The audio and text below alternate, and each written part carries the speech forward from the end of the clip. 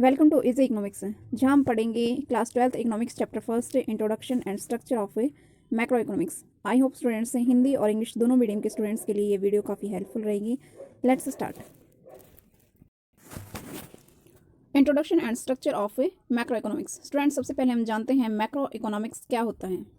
It is the part of economic theory that studies the economy as a whole, such as national income, aggregate employment, general price level, aggregate consumption, aggregate investment, etc.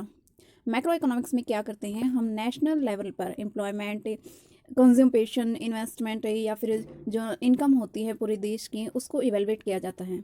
Factors of investment, production है, उन सभी को हम national level पर evaluate करते हैं। हमारी जो इनकम होती है, डिफरेंट सोर्सेज होते हैं इनकम के, नेशनल इनकम के, उनको जाना जाता है, उनके बारे में हमें इवेल्युएशन करते हैं, उनको जानते हैं मैक्रो इकोनॉमिक्स में। It main instrument are aggregate demand and aggregate supply. It is also called the income theory and employment theory. उसके मेन इंस्ट्रूमेंट क्या होते हैं, एग्रीगेट डिमांड एंड सप्लाई, और इसको इनकम थ्योरी और एम्प्लॉयमेंट थ्योरी भी कहा जाता है। Structure of macro economy. As we know, macro economics is concerned with economic problems at the level of an economy as a wall. Macro economics में हम क्या करते हैं कि पूरी जो इकोनॉमी है हमारे देश की, उनकी प्रॉब्लम्स क्या क्या हैं, इकोनॉमिक प्रॉब्लम्स क्या क्या हैं, उसको हम एज अ वोल, मतलब नेशनल लेवल पर उनको कंसर्न करते हैं, उनको जानते हैं अच्छे से। Structure of macro economics employs study of different sector of the economy. इसके लिए हमें जो डिफरेंट सेक्टर्स हैं इकोनॉमी के, उनको स्टडी करना पड़ता है। An economy may be divided into different sectors depending on the nature of a study. जो इकोनॉमी के सेक्टर्स हैं उनको अलग अलग तरीके से डिवाइड किया जा सकता है on the basis of A nature of A study. जिस तरीके से हम उसको स्टडी करना चाहते हैं उसके बेस पर हमें इसके जो फैक्टर्स हैं उनको अलग अलग डिवाइड कर सकते हैं। फर्स्ट है producer sector, engaged in the production of a goods and services. Main क्या है, प्रोड्यूसर है और उसमें क्या होता है, production of goods and services, goods and services का प्रोडक्शन किया जाता है उसमें। नेक्स्ट है household sector, engaged in the consummation of goods and services. और जो हाउस होल्ड सेक्टर है वो क्या करता है, हमारा कंज्यूमेशन करता है। जो प्रोड्यूसर सेक्टर प्रोडक्शन करता है जिन चीज़ों का, हाउस होल्ड सेक्टर क्या करता है, उनको कंज्यूम करता है, गुड्स एंड सर्विसेज को। और जो हमारा हाउस होल्ड सेक्टर है उसको हमें as a owner of a factor of a production भी मानकर चलते हैं, क्योंकि मेन किसके लिए हम प्रोडक्शन करते हैं, हाउस होल्ड्स के लिए, कंज्यूमर्स के लिए, जो गुड्स एंड सर्विसेज को कंज्यूम करने वाला है। नेक्स्ट है the government sector, engaged in activity like taxation and subsidies. Government जो सेक्टर है उसका क्या काम होता है, टैक्सेशन लगाना, सब्सिडी प्रोवाइड करना। नेक्स्ट है rest of the world sector, engaged in export and import. जो रेस्ट ऑफ वर्ल्ड है, दूसरे देश हैं, वहाँ पर हमें एक्सपोर्ट या फिर इम्पोर्ट करते हैं। फाइनेंशियल सेक्टर या फिर फाइनेंशियल जो सिस्टम होता है, इसके अंदर क्या होता है, activity of borrowing and lending. इसमें हम मनी को उधार लेते हैं या फिर उधार देते हैं। सर्कुलर फ्लो ऑफ इनकम, ये क्या होता है, it refer to flow of money, income और the flow of goods and services across different sector of the economy in a circular form. इसके अंदर मनी और जो इनकम होता है उसका फ्लो होता है, या फिर गुड्स और सर्विसेज से जो प्रोडक्ट जिनका प्रोडक्शन किया जाता है उनका फ्लो होता है different sectors of economy as a circular form. It means से ये एक सेक्टर से दूसरे सेक्टर में फ्लो होते हैं। There are two types of circular flow, दो तरह के होते हैं ये फ्लो। कैसे होते हैं, रियल होते हैं, इसको प्रोडक्ट है या फिजिकल फ्लो भी कहा जाता है। मनी, मॉनेटरी या फिर नॉमिनल फ्लो, इनके बारे में हम आगे डिटेल में जानेंगे। फर्स्ट है हमारा रियल फ्लो। ये क्या होता है, real flow of economy implies the flow of factors services from the household sector to the producing sector and corresponding flow of goods and services from producing sector to the household sector. It means real flow goods and services कहाँ से product, जो producing sector है हमारा, वहाँ से house hold की तरफ जाते हैं, और हाउस होल्ड से क्या जाते हैं, फ्लो ऑफ फैक्टर सर्विसेज, जो या सर्विसेज जो प्रोडक्शन करने के लिए फैक्टर इंपॉर्टेंट है, वो हाउस होल्ड से प्रोडक्शन सेक्टर की तरफ जाते हैं, और गुड्स एंड सर्विसेज जिनका प्रोडक्शन किया जाता है वो हाउस होल्ड की तरफ जाते हैं। इसको एक चार्ट के थ्रू दिखाया गया है। और देखिए हाउस होल्ड सेक्टर से क्या जाता है, services of factor of production, जो प्रोडक्शन करने के लिए इंपॉर्टेंट फैक्टर होते हैं वो जाते हैं land, labour, capital and enterprises. Producing sector की तरफ जाते हैं और फिर प्रोड्यूसिंग सेक्टर की तरफ से goods and services house hold sector की तरफ जाते हैं। इसको हमें रियल फ्लो कहते हैं। इसमें क्या होता है, फर्स्ट है हमारा प्रोड्यूसिंग सेक्टर है, हाउस होल्ड सेक्टर है। नेक्स्ट पार्ट है इसका, these two sectors are depending on each other in the following ways. ये दोनों जो सेक्टर हैं वो एक दूसरे के ऊपर डिपेंडेंट हैं। कैसे हैं आइए देखते हैं। प्रोड्यूसर से supply goods and services to the household, जो प्रोड्यूसर है वो गुड्स और सर्विसेज को हाउस होल्ड की तरफ भेजता है, सप्लाई करता है उनको। और जो हाउस होल्ड हैं as the owner of factors of production, जो फैक्टर ऑफ प्रोडक्शन के ओनर हैं, इट मीन्स हाउस होल्ड हैं, सप्लाइज फैक्टर ऑफ प्रोडक्शन। और फैक्टर सर्विसेज भी इनको कहा जाता है, फैक्टर ऑफ प्रोडक्शन को प्रोड्यूसर को प्रोवाइड करते हैं ये।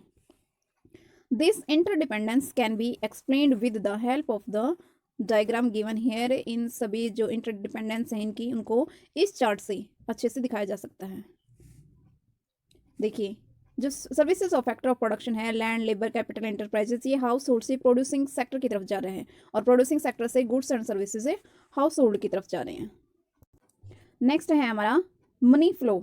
मनी फ्लो में क्या होता है, money flow refers to the flow of factor income as rent, interest, profit and wages from the producing sector to the household sector as a monetary rewards for their factor services as shown in the flow chart।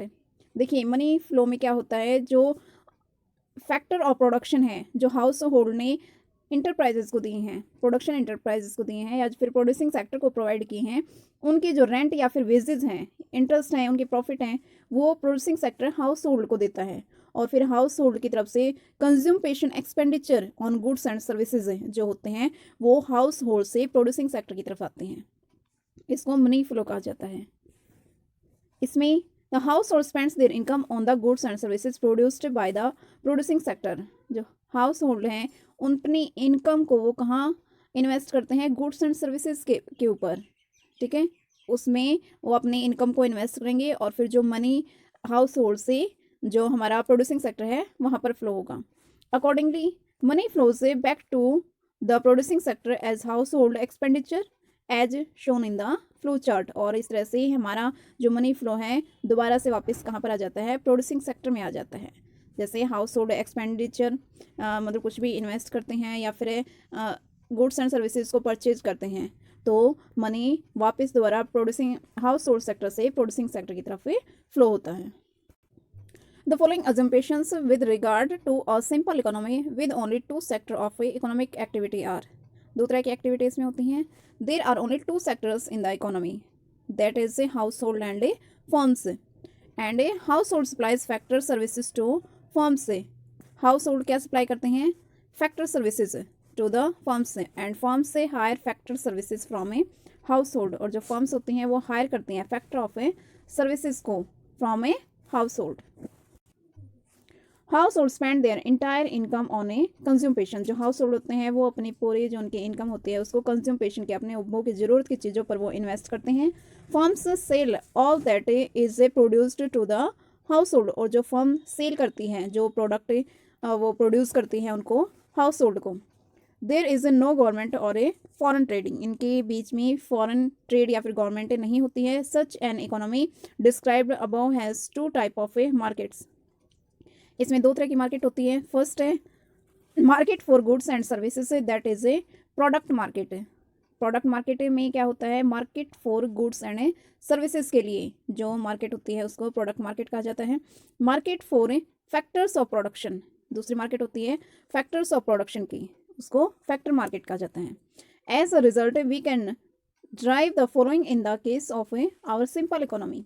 First है total production of goods and services by firms is equal to total consumption of goods and services by household sector. जो तुम्हारा total production होता है goods and services का जो firm करती हैं वो किसके इक्वल होता है, total consumption of a goods and services by household sector. जो हाउस होल्ड सेक्टर जिन गुड्स और सर्विसेज का कंज्यूम करता है उनके इक्वल होती हैं। इट मीन्स जो प्रोडक्शन है और जो कंज्यूमेशन है, फर्म से प्रोडक्शन कितना करेंगी जितना जो हाउस होल्ड है वो कंज्यूम कर सकेंगे। ये कंज्यूमेशन और जो प्रोडक्शन होता है ये दोनों इक्वल होते हैं।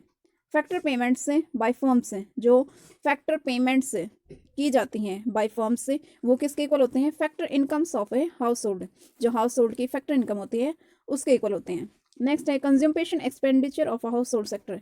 कंज्यूमेशन एक्सपेंडिचर जितने किए जाते हैं हाउस होल्ड के द्वारा वो किसके इक्वल होते हैं? Income of A firm. Income, किसी भी फर्म की इनकम क्या होती है? Consummation expenditure of a house hold sector. Hence, real flow of a production and consumption of firms and household is equal to money flow of income and expenditure of a firms and a household. Real flow of production, it means उत्पादन का जो real flow होता है और consumption का real flow होता है firms और हाउस होल्ड के द्वारा जो किया जाता है वो किसके इक्वल होता है? Money flow of A income, जो मनी फ्लो होता है इनकम का और एक्सपेंडिचर का, किसके द्वारा? फर्म्स के द्वारा और हाउस होल्ड के द्वारा, ये दोनों इक्वल होते हैं। Phases of a circular flow, जो सर्कुलर फ्लो होता है उसके क्या क्या फेजेस हैं? There are 3 types of phase of a circular flow. First one is production phase.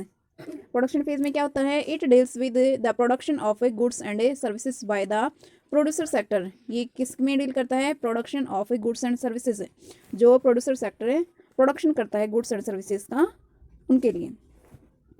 Next है if we study it in term of the quantity of goods and services produced, it is a real flow. जब हम एक quantity of goods and services जो उत्पादन किए जाते हैं उनकी क्वांटिटी को स्टडी करते हैं वो रियल फ्लो माना जाता है। But it is a money flow, लेकिन ये मनी फ्लो बन जाता है कब? If we study it in a term of a market value of the goods produce. जब हमें मार्केट वैल्यू को इवेलुएट करते हैं, स्टडी करते हैं गुड्स से जो उत्पादन किया जाता है उसकी मार्केट वैल्यू को, उसको हमें मनी फ्लो कहा जाएगा उसको। नेक्स्ट हमारा distribution phase. It means the flow of income in the form of rent, interest, profit and wages paid by producer sector to the household sector. जो producer sector है household sector से land लेता है, labour लेता है, उनके लिए जो रेंट, इंटरेस्ट या फिर प्रॉफिट है उनको पे करता है, उसको डिस्ट्रीब्यूशन फेज में इवेलुएट करते हैं हम। And it is a money flow, और ये मनी फ्लो होता है। नेक्स्ट है disposition phase. Disposition means expenditure made, it means से एक्सपेंडिचर किए जाते हैं। This phase deals with expenditure on the purchase of goods and services by house hold. House hold जितना भी गुड्स एंड सर्विसेज के लिए एक्सपेंड करते हैं अपनी इनकम को, उसको डिस्पोजिशन फेज में इवेलुएट किया जाता है। This is a money flow from other sector to the producer sector. और ये मनी फ्लो कहाँ से होता है? Other sector to the producer sector, दूसरे सेक्टर से प्रोड्यूसर सेक्टर की तरफ मनी फ्लो होता है। This phase are illustrated in the figure given. इस फिगर में हम इसको अच्छे से देख सकते हैं। Different phase of circular flow of income, इसके डिफरेंट फेज कौन कौन से हैं? फर्स्ट है production, next one is disposition and third is distribution. Some basic concept of a macro economics. अब हम पढ़ेंगे बेसिक कंसेप्ट के बारे में जो मैक्रो इकोनॉमिक्स में काफ़ी इंपॉर्टेंट है। फर्स्ट है फैक्टर इनकम। फैक्टर इनकम में हम income earned by factor of production by rendering their productivity services in the production process is known as a factor income. ये होता है इन फैक्टर ऑफ प्रोडक्शन के द्वारा अर्न की गई इनकम जो वो अपनी प्रोडक्टिविटी सर्विसेज के लिए प्राप्त करते हैं, अर्न करते हैं इन द प्रोडक्शन प्रोसेस से।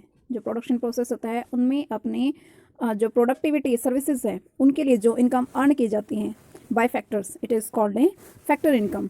It is a bilateral, it means a two sided concept है ये। It is included in national income as it contribute something in the flow of a goods and a services. इनको national income में include किया जाता है क्योंकि इनका contribution something in the flow of a goods and services है। ये flow of goods and services में कंट्रीब्यूट करते हैं, like rent, interest, wages and a profit. Next है transfer income. Income received without rendering any productive services is known as a transfer income. Income earn की जाती है बिना किसी productive services के लिए, उसको हमें ट्रांसफर इनकम कहते हैं। It is a unilateral concept और ये 1-साइडेड होता है because it is not included in a national income as it does not contribute anything in the flow of a goods and services. National income में इनको शामिल नहीं किया जाता है क्योंकि ये किसी भी तरीके से flow of goods and services में कंट्रीब्यूट नहीं करते हैं, like old age pension, scholarship and unemployment allowance. There are two type of transfer, first है current transfer and next one is capital transfer. Current transfer क्या होता है? Transfer made from the income of the payer and added to the income of the recipient who receive for consumption expenditure are called current transfer. इसमें जो pair होता है उसकी income में से ट्रांसफ़र जो इनकम की जाती है उसको लेस किया जाता है और जो रिसीव करता है उसकी इनकम में इसको ऐड किया जाता है। फॉर कंज्यूमेशन एक्सपेंडिचर या उसने कुछ उपभोग किया होगा उसके लिए वो क्या कहलाते हैं? करंट ट्रांसफ़र कहलाते हैं। इट इज़ रिक्योरिंग और रेगुलर इन नेचर, ये रिक्योरिंग होते हैं, इट मीन्स रेगुलर होते हैं ये। For example scholarship, gift, old age pension etcetera. Capital transfer क्या होती है?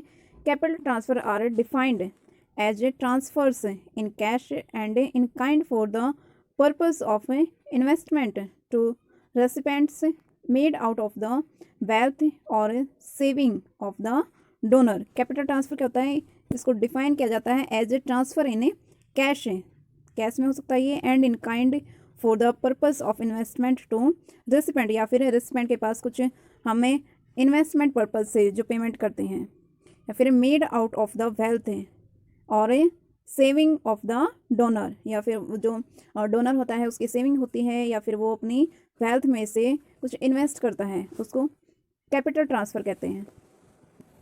इट इज़ नॉन रिक्योरिंग और इरेगुलर इन नेचर, ये रेगुलर नहीं होती है नेचर में। For example investment grants, capital gains tax, war damages etcetera. Next हमारा stock.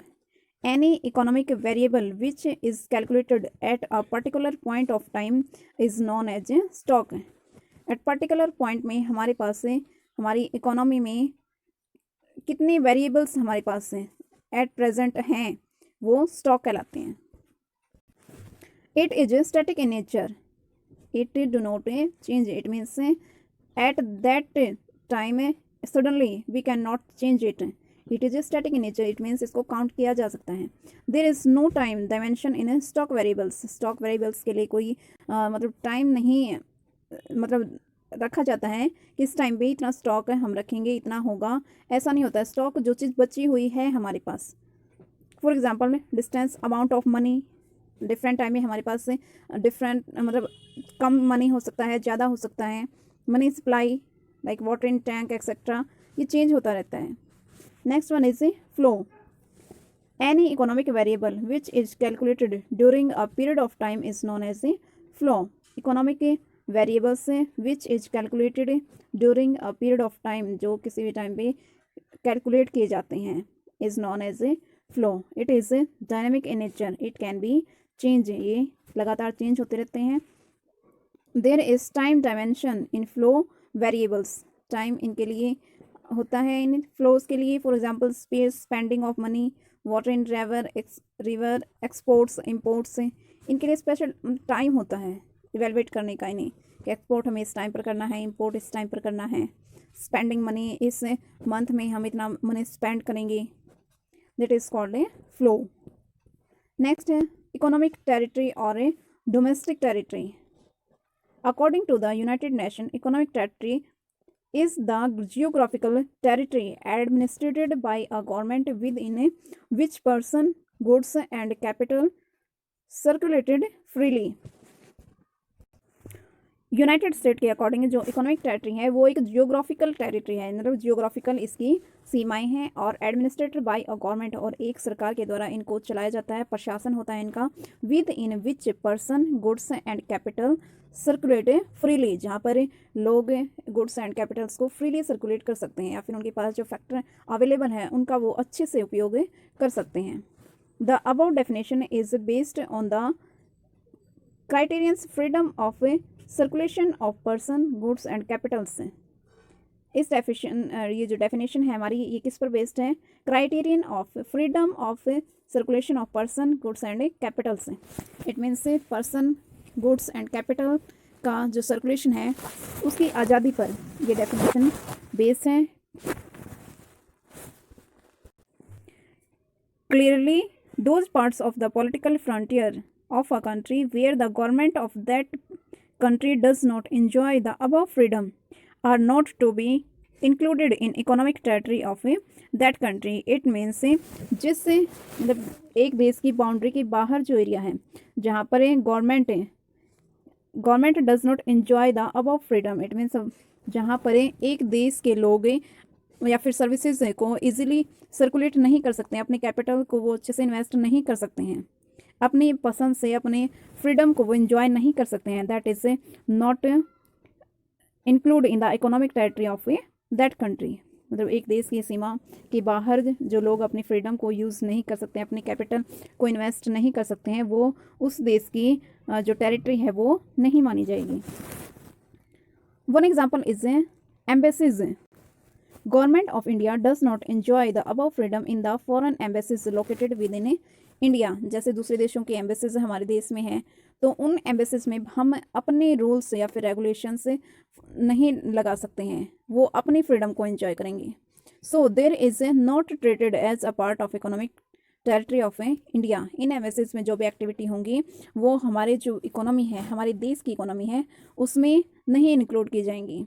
They are treated as part of the economic territory of other respective country, वो दूसरे देश की इकोनॉमिक टेरिटरी मानी जाएंगी। For example the US embassy in India is a part of economic territory of the USA. जिस तरह से USA की कोई एम्बेसी है हमारे भारत में, और ये भारत इन India is a part of economic territory of USA, ये वो यूएसए की इकोनॉमिक टेरिटरी का पार्ट मानी जाएगी, भारत की नहीं। Similarly the Indian embassy in Washington is a part of economic territory of India. जैसे हमारे भारत की कोई एम्बेसी है वाशिंगटन में, वो हमारे भारत का जो इकोनॉमिक टेरिटरी है वो माना जाएगा, पार्ट हमारे जो भारत की इकोनॉमी है उसका पार्ट माना जाएगा। International organisations like UNO, WHO, etc. located within the geographical boundaries of a country. In layman terms, the domestic territory of a nation is understood to be the territory lying within the political frontier of a country. ये जो layman terms हैं इसमें क्या माना जाता है, domestic territory of a nation, जो domestic territory है वो किसी भी देश की मानी जाएगी, कहाँ पर, to be understood to be the territory lying within the political frontier of a country, जहाँ पर किसी देश की political boundaries हैं वहाँ तक उस देश की डोमेस्टिक टेरिटरी मानी जाएगी। But in national income accounting the term domestic territory is used in a wider sense. लेकिन जो नेशनल इनकम है उसमें जो डोमेस्टिक टेरिटरी है उसको वाइडर सेंस में माना जाता है। Based on a freedom criterion the scope of economic territory is defined to cover. इसमें किस किस चीज़ को शामिल किया जाता है ये हम पढ़ेंगे। Ships and aircrafts owned and operated by normal residents between 2 और मोर कंट्रीज। जो किसी भी देश के नॉर्मल रेजिडेंट्स हैं उनके द्वारा जो शिप्स या फिर एयरक्राफ्ट्स खरीदे गए हैं और या फिर ऑपरेट किए जाते हैं वो उस देश की डोमेस्टिक टेरिटरी के अंदर आएंगे। For example Indian ships moving between China and India, इनके बीच में जो शिपें मूव करते हैं वो हमारे डोमेस्टिक टेरिटरी में माने जाएंगे। Regularly the part of domestic territory of India. Similarly planes operated by Air India between Russia and Japan are part of the domestic territory of India. Same इसी तरीके से एयर इंडिया के द्वारा जो airplanes उड़ाए जाते हैं रशिया या जापान या फिर किसी भी देश के बीच में, अमेरिका, ब्रिटेन, जापान, यूएसए, किसी भी देश के बीच में जो प्लेन्स उड़ाए जाते हैं वो हमारे डोमेस्टिक टेरिटरी के अंदर आते हैं। Similarly planes operated by Malaysian Airlines between India and Japan are a part of the domestic territory of Malaysia. इसी तरीके से जैसे मलेशिया की एयरलाइंस हैं हमारे भारत के और जापान के बीच में उड़ाई जाती हैं, वो मलेशिया की डोमेस्टिक टेरिटरी के अंदर मानी जाएंगी। Fishing vessels, oil and natural gas rigs, and floating platforms operated by the residents of a country in the international waters where they have exclusive rights of operations. जैसे fishing vessels से, oil, natural gas से, फिर floating platforms हैं जो हमारे देश के लोगों के द्वारा चलाए जाते हैं या फिर वो खरीदे गए हैं उनके द्वारा, तो उनके लिए क्या होगा, of a country in the international water were they have exclusive rights of operation, उनके पास राइट्स होते हैं, उनके अधिकार होते हैं उन पर ऑपरेट करने के लिए। For example, fishing boats operated by Indian fishermen in international waters of Indian Ocean will be considered a part of domestic territory of India। जैसे फिशिंग बोट्स हैं हमारे भारत के किसी फिशरमैन के द्वारा इंडियन ओशन में चलाई जा रही है तो वो भारत का डोमेस्टिक टेरिटरी माना जाएगा। Embassies, consulates and military establishments of a country located abroad. For example, Indian embassy in Russia is a part of the domestic territory of India. Consulate is an office or building used by consul, ये एक officer होता है, an officer commission by the government to reside in the foreign country to promote the interest of the country to which he belongs. इसमें क्या होता है कि भारत मतलब किसी भी देश की गवर्नमेंट के द्वारा कोई एक फॉरेन कंट्री में ऑफिसर मतलब रखा जाता है या फिर भेजा जाता है जो वहाँ के लोगों के इंटरेस्ट के लिए या फिर वहाँ पर जो एक्सपोर्ट इंपोर्ट का काम हो रहा है और फिर बहुत सारे काम होते हैं उनको देखता है। ठीक है स्टूडेंट्स, इस वीडियो में इतना ही। इसका आगे का पार्ट हम नेक्स्ट वीडियो में पढ़ेंगे। आई होप ये कंसेप्ट आपको सभी को अच्छे से समझ आ गए होंगे। इसी तरह की और इम्पोर्टेंट वीडियोज़ के लिए please like, share and subscribe this channel. Thanks for watching.